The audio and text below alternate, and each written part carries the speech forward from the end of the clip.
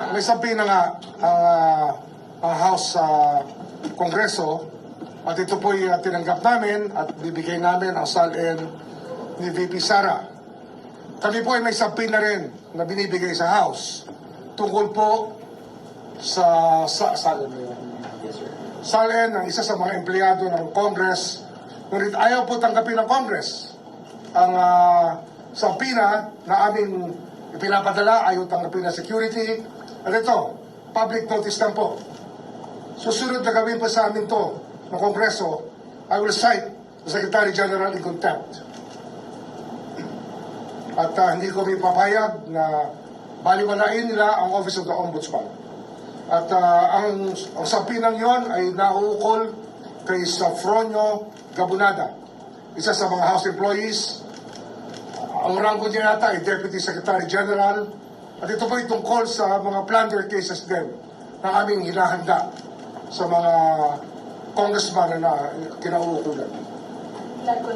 Flood control related. At tataka kayo, hanggang ngayon, wala pa rin ang mga salin ng Kongreso.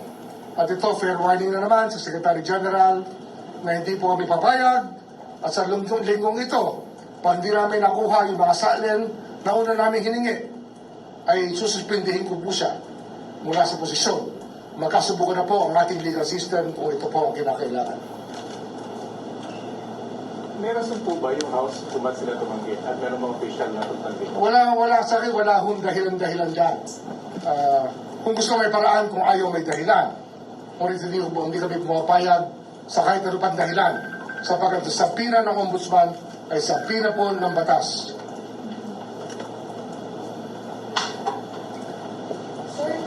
Itong sabina po for Sufronio ay para ibigay po si Minister Sufronio Gabunada. Sa inyo yung mga salin, isang congressman lang po or multiple individuals po? Salin niya mismo. Ay, Sufronio. Siya po yung aming inimbestigahan din dito sa Office of the Ombudsman. So, sir, itong nireklamo niyo po parang hindi po nire-recognize yung sabina. Concerning Sufronio Gabunada lang. Yes, pero ang Secretary General kasi matagal nang umiiwas na ibigay sa amin ang nire-request namin mga salin. At ito po ay magkakaroon tayo ng medyo problema sapagkat ito po yung tungkulin nila sumunod sa kautusan ng Ombudsman. Tungkulin po nila yan. Kaya ngayon, ang sasabihin ko na sa publiko, lahat po ng congressman, hinihingi po namin ang salin ng 10 taon at kung gaano katagal man sila sa Kongreso. At lahat po ng Secretary General at nakaraan mula sa 10 taon na hanggang sa mga Deputy Secretary Generals, hinihingi rin po namin ang kanilang mga salin. Bibigyan pa namin sa pina sila bukas at sana huwag silang magkakamaling huminti sapagkat hindi po kami papayag na hindi sila mag-comply sa aming kautusan. Ombudsman, meron po ba kayong initial communication? At nag-usap pa kami ng Secretary General isang linggo, 2 linggo na nakararaan. Kaya kami nagtataka kung bakit hindi sila nag-comply sa aming pinag-usapan. Dahil po sa nangyari, Ombudsman, haharap po ba kayo sa impeachment proceedings? Na mag-comply kami. Basta katungkulan namin, tungkulin namin, mag-comply kami. Ang hinihingi namin sa kanila, yung kanilang tungkulin sa taong bayan, na bigyan sa amin ng informasyon, ay kanilang ibigay. Sir, yung sabina po kasi is asking you to come in person on April 14 to submit the silence of the Vice President. So, does this Yung custodian ng salin na magdadala. hindi po kayo personal? Hindi ako personally. Hindi naman ako may hawak dyan, kundi yung officer na may hawak mismo ang magdadala pagkat siya po may personal knowledge tungkol sa bagay-bagay na kanila hinihingi. Ombudsman, may naisip ba kayong reason kung bakit ayaw i-provide ng ibang lawmakers yung salin nila? Hindi ko naintindihan kasi ang batas ay batas. Dapat sumunod sila. Huwag nila sasabihin separate branch of government. Kung sila ay kahit speaker pa o kahit ano pang ranggo, pag may sapina po, sumusunod po tayo. Kung sa korte po tayo, sinapina, susunod po tayo. Kung sa Ombudsman tayo sinapina, susunod po tayo. Yan po ang nasasabi ng ang batas na na nilikha upang bigyan ng poder ang Office of the Ombudsman. Sir, separate topic lang, pero flood control ba? Sir, kasi may copy ko ako nitong information about yung request ko ng Ombudsman sa preventive no departure order for the Young Brothers. This was granted by the court. Nakalagay po kasi dito sa request nyo, you cited na they may be liable for graft and malversation with respect to have a confirmation. Isa yan sa aming inahandang kaso. Marami pong kaso na lamang lumabas na ngayong Abril at marami pong lalabas na kaso sa Mayo. At hindi lang po malversation, kundi plunder po, ipa-file na namin. Plunder cases will be filed by this office against high-ranking people very soon enough, by the month of May. But sir, as far as the Young Brothers are concerned, graft and malversation violations. Pwedeng plunder din. Depende pa sa aming findings. Pwedeng plunder din. Because we want the Supreme Court to revisit the doctrine of plunder. Yung doctrine ng Korte Suprema sa plunder ay dapat mausisa muli sapagkat tila ginagawa nila imposible ang plunder maging krimen. Kaya ito po yung nasa sa kanila na ibibigay namin ang responsibilidad sa Korte Suprema upang maglahad ng tamang patakaran tungkol sa plunder. Sapagkat meron na po silang nakaraang mga ruling na hindi po sang-ayon sa aming paniniwala. So, sir, sorry, dun sa Supreme Court, you filed a motion for them to clarify? Hindi. Sinasabi ko lang na plunder yung file namin at darating sa kanila ang tanong na yan muli upang mabisita nila muli ang mga doktrina na kanilang nilabas tungkol sa plunder.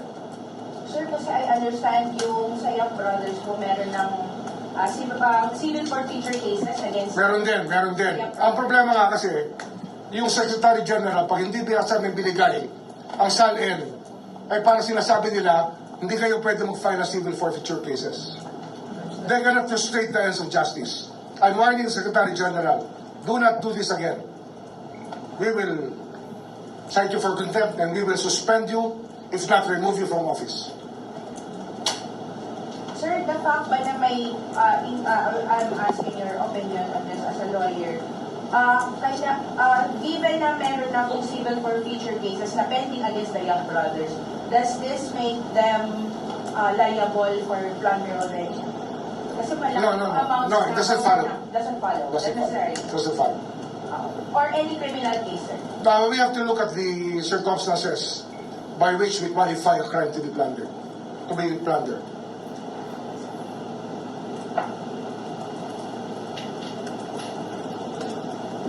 That's not Anyway, in the same light, I'd like to say that we have been seriously preparing a case of plunder against former Speaker Martin Romualdez and former Senate President Jesus Escudero. Plunder ang aming hinahandang kaso para sa kanila. Sir, Related on sa... record, sir. And as a conspiracy, with the element of conspiracy involved in the preparation of the complaint. Well, within the month of May, we're just tying up many things that have to be there for us to make a case out of it. Pero the Senate President, the former Senate President, and the former Speaker will be subjected to a case of plunder very soon. Flood control case, flood control related ba ito, sir? Ito. Flood control related in so many ways, yes. Ombudsman, sila na po yung sinasabi nyo kanina na matataas na opisyal, kakasuhan. Sila yan. Pero marami pang iba kasi nga marami pang ibang miyembro ng dalawang bahay na maaaring tamaan din ng mga kaso ng plunder sa aming hinahanda ngayon. Sir, curious lang. Since ito ay involving former Senate President and Speaker, may kinalaman din ba sa violation of, drafting a budget? Exactly. It's actually the way that the budget was passed upon by the two houses and how many things have been implemented because of that. Budget process, sir. Budgetary process. Conspiracy. Conspiracy. Sir, pwede niyo po ma-explain paano po nag-evolve dun sa part ng conspiracy? Now you'll get it later on when we explain the facts. Makukuha nyo yan. Madaling maintindihan. Actually, narinig nyo na yung istorya eh. Narinig nyo na yung istorya mula sa mga testigo dati sa Senate. And if you think about it, there was a conspiracy to commit plunder. I think you can put everything together. Kayo mismo, you can put it together. It doesn't take a genius to do it. Kung budgetary process po ito, so ibig sabihin marami pa rin madadamay. Maraming madadamay. Anong years po yung tinitingnan natin yung sa budget? Right now, ang tinitingnan natin 24 and 25. Pero, it can go back to as far as the time of Speaker Velasco is concerned. Nung panahon ni Speaker Velasco, malamang ay babalik pa kami hanggang doon sa pag-aaral ng mga kasong dapat pagulungin laban sa mga taong gumawa ng ganitong gawain na plunder nga. Yung paglilimas ng ating kabanambayan. Meron din po kasama from DPM, executive officials. Malamang, meron din. So sir, ano to, pwede rin, on top of violation of plunder law, violation of the budget law ng 2024-2025. Yes. Okay? Wala na. Thank you. Thank you, sir.